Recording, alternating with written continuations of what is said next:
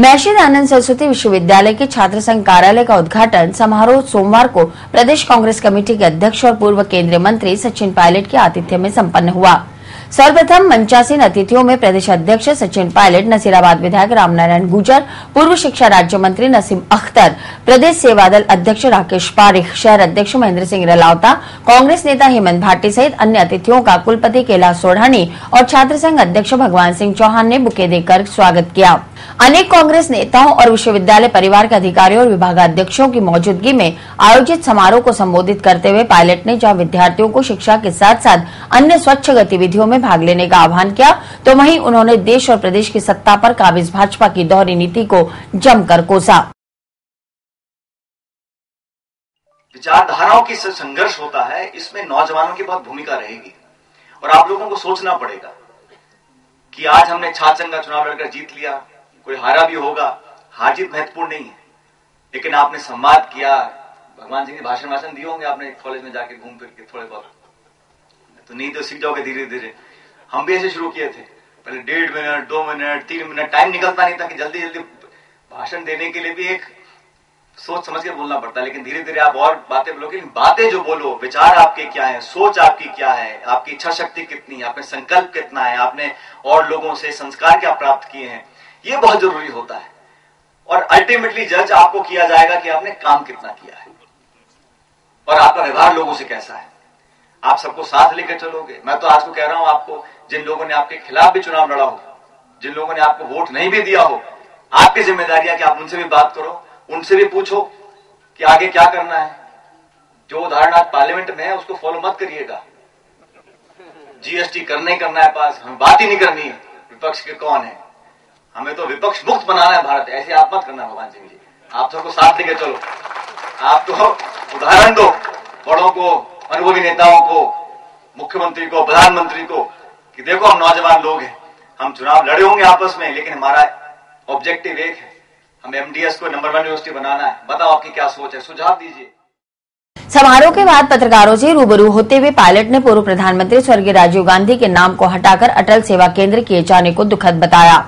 उन्होंने प्रदेश सरकार के मंत्रियों को भी आड़े हाथों लेते हुए कटाक्ष किया कि अधिकारियों की मनमर्जी के आगे मंत्री भी बेबस हैं। मुझे नहीं लगता कि जो डायरेक्ट उनको जो बेनिफिट मिलना चाहिए लोगों को वो मिल पाएगा, क्योंकि ये कहीं प्रूव नहीं किए गए हैं, सिर्फ आंकड़ों का खेल है और सिर्फ बजट आवंटन किया गया है। 2 साल के कार्यकाल के बाद भी सरकार सिर्फ घोषणा ही कर रही है।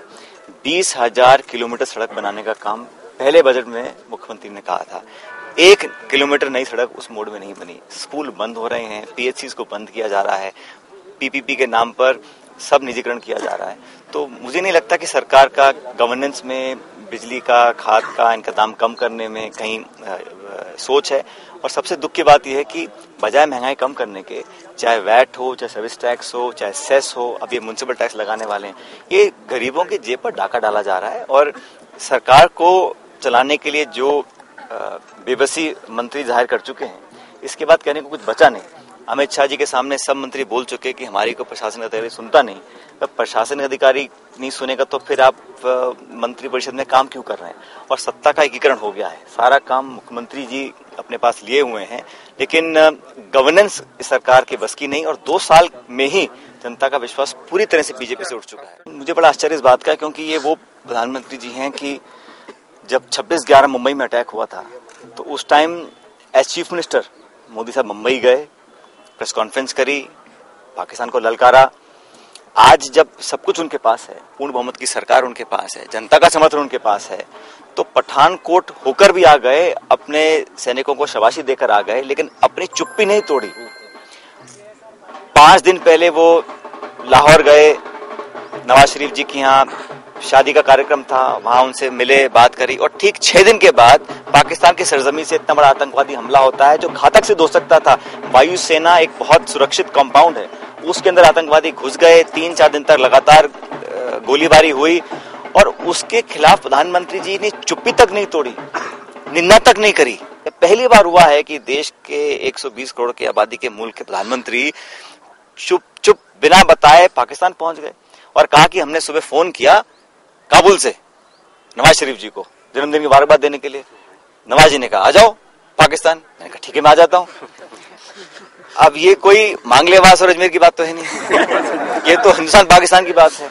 और वहां पर उन्होंने उनकी शादी में उनको साड़ी तोहफा भी दिया है। अब वो साड़ी काबुल में तो मिली नहीं होगी, यहीं से लेके गए होंगे, तो जाने का प्लान पहले था ना। तो छुप छुप के क्यों करते हैं? जाना तो बता के जाते। उनको डर ये था कि शिवसेना और वीएचपी और मेरी अपनी पार्टी में जो मार्गदर्शक मंडल है वो मेरी खिंचाई करेगा। इस वजह से उन्होंने किसी को बताया नहीं, बता के जाते, पार्लियामेंट में बोल के जाते, हमको इन्फॉर्म करके जाते, हम भी अपनी शुभकामना भेजते उनके साथ। लेकिन परिणाम क्या हुआ? 6 दिन के बाद इतना घातक हमला हुआ। ये बहुत गंभीर विषय है, ये हमारे नेशनल सिक्योरिटी के लिए बहुत बड़ा थ्रेट है। संगठन चुनाव को लेकर पायलट ने साफ किया कि एआईसीसी ने फिलहाल 1 वर्ष की रोक लगाई है। चुनाव तो होंगे, लेकिन चुनाव का कार्यकाल एआईसीसी ने 1 साल के लिए बढ़ा दिया था, इसलिए नया शेड्यूल आएगा उसके आधार पर चुनाव होंगे। लेकिन जहां पद खाली हैं या जहां डबल जिम्मेदारी है, जहां पर हमको लगता है कि ब्लॉक, जिलों, प्रदेश या अखिल भारतीय कांग्रेस कमेटी में जब बदलाव करने हैं वो समय समय पर हम करते रहेंगे। लेकिन जब नया शेड्यूल आएगा उसके बाद मेंबरशिप खत्म होगी और फिर ब्लॉक के बाद चुनाव होंगे। 2 घंटे चले उद्घाटन समारोह के बाद पायलट सड़क मार्ग से जयपुर के लिए कूच कर गए। अपने 1 दिवसीय दौरे पर अजमेर आए प्रदेश कांग्रेस कमेटी के अध्यक्ष और पूर्व केंद्रीय मंत्री सचिन पायलट ने देश और प्रदेश की सत्ता पर काबिज भाजपा के खिलाफ मोर्चा खोल दिया। भले ही चुनावों की बिसात अभी नहीं बिछी हो, लेकिन पायलट के सीधे निशाने पर केंद्र और प्रदेश की सरकार है। सोमवार को एमडीएस यूनिवर्सिटी में छात्र संघ कार्यालय के उद्घाटन समारोह में मुख्य अतिथि के तौर पर शिरकत करने आए पायलट का जयपुर रोड पर अशोक उद्यान के बाहर कांग्रेस सेवा दल की ओर से जोरदार स्वागत किया गया। गार्ड ऑफ ऑनर के बाद उन्होंने वसुंधरा सरकार को बढ़ती महंगाई और बढ़ते अपराध पर जमकर कोसा। प्रदेश के 3/4 हिस्से को सूखाग्रस्त घोषित नहीं करने और किसानों को फसलों के खराबे का उचित मुआवजा नहीं दिए जाने से खफा पायलट ने सरकार पर कथनी और करनी में अंतर का खुला आरोप लगाया। उन्होंने बताया कि प्रदेश में महिलाएं सुरक्षित नहीं हैं, जबकि प्रदेश की मुखिया खुद महिला हैं। अभी हाल ही में पठानकोट में एयरबेस के नजदीक हुए आतंकी हमले और प्रधानमंत्री की पाकिस्तान यात्रा को पायलट ने चोरी छुपे और देश को धोखे में रखना बताया और कहा कि चुनाव से पहले पाकिस्तान को करारा जवाब देने के दावे करने वाली भाजपा की कथनी और करनी में अब अंतर नजर आ रहा है।